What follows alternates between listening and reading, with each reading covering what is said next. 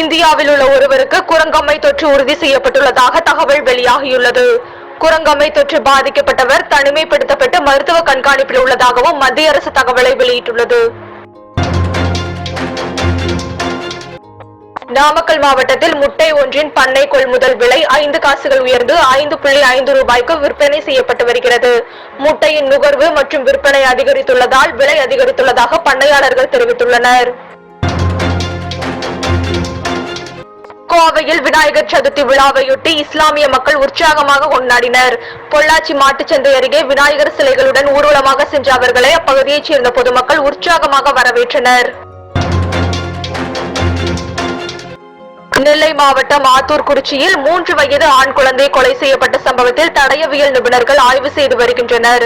கொலை செய்து வாஷிங் மிஷினில் வைத்த சம்பவத்தில் தடயங்களை சேகரிக்கும் பணியில் நிபுணர்கள் தீவிரமாக ஈடுபட்டுள்ளனர்.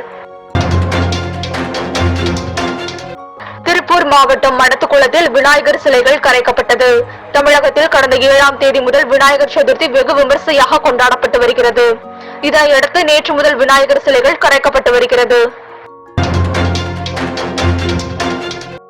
வியட்நாமில் சூறாவளியின் தாக்கத்தால் கன்னிமைக்கும் நொடியில் பாலம் ஒன்று இடிந்து விபத்துக்குள்ளானது. இதில் 10க்கும் மேற்பட்ட வாகனங்கள் நீரில் விழுந்து மூழ்கியதாகவும் 13க்கும் மேற்பட்டோர் காணாமல் போனதாகவும் தகவல் வெளியாகியுள்ளது. முதல்வரின் அமெரிக்க பயணம் தொடர்பாக நடிகர் விஜய் சேதுபதி எக்ஸ் பக்கத்தில் கருத்து தெரிவித்துள்ளார்.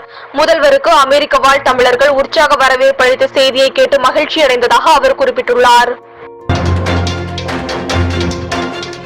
நாமக்கல் மாவட்டம் பள்ளிப்பாளையம் அடுத்த கிராமத்தில் குடும்ப பிரச்சனையில் சமரசம் பேச வந்த உறவினர்களுக்கு தர்ம அடி விழுந்தது.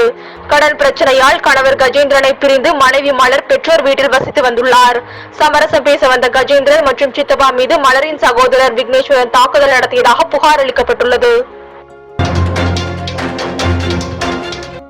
நடிகர் ரஜினிகாந்த் நடிக்கும் வேட்டையன் படத்தின் முதல் சிங்கிளான மனசிலாயோ பாடல் வெளியானது.